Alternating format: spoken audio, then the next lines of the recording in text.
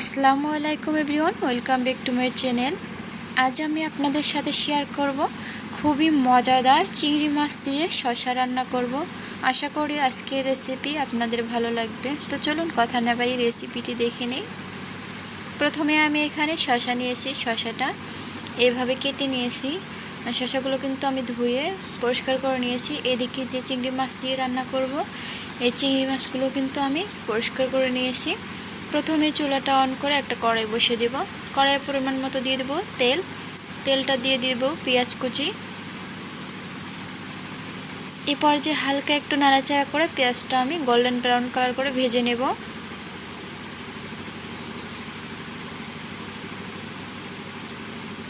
তো দেখতেই পারতেছেন পেঁয়াজের কিন্তু সুন্দর একটা কালার চলে আসছে।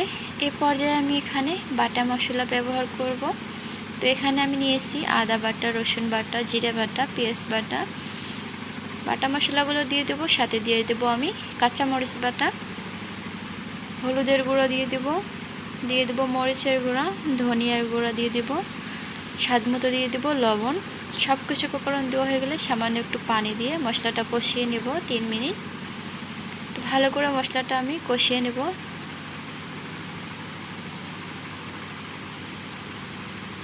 মশলাটা কিন্তু আমি 3 মিনিট ভালো করে কষিয়ে নিয়েছি। দেখতে পাচ্ছেন উপরে থেকে তেলটা ছেড়ে দিছে। তো এই পর্যায়ে আমি আগে থেকে বেছে নেওয়া চিংড়ি মাছগুলো দিয়ে দেব।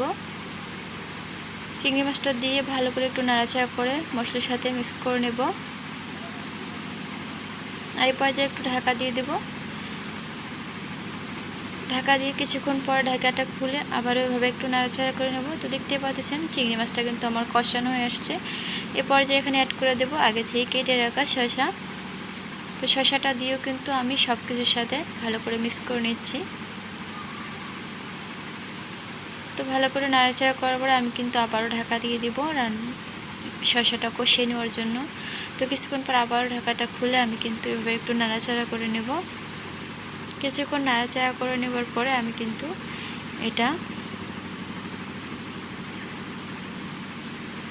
আবারও একটু ঢাকা দিয়ে দেব। তো ঢাকা দিয়ে আবারও কিছুক্ষণ পরেই কিন্তু ঢাকনাটা খুলে আবারও এভাবে একটু নাড়াচাড়া করে নেব। তো দেখতে পাচ্ছেন এটা কিন্তু আমার কষানো হয়ে গেছে। এ পর্যায়ে আমি পরিমাণ মতো এখানে পানিটা অ্যাড করে দেব ঝোলের জন্য।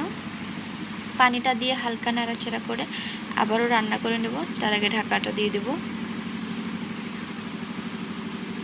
কিছুক্ষণ পর ঢাকাটা খুলে আবারও আমি নাড়াচাড়া করে নেব আর এভাবে একটু দেখে নেব।